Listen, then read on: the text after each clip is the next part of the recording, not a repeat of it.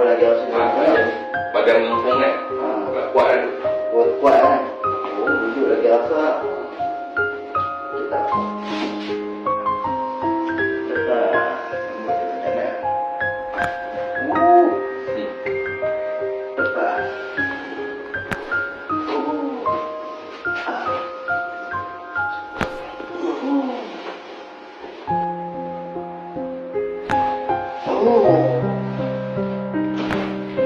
udah lagi bunyi dah. Tinggal Kurang.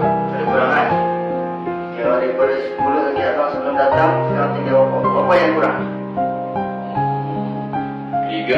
3 lah. Alhamdulillah. Okey. Baik. Daripada 3 lagi ada kurang lagi tak?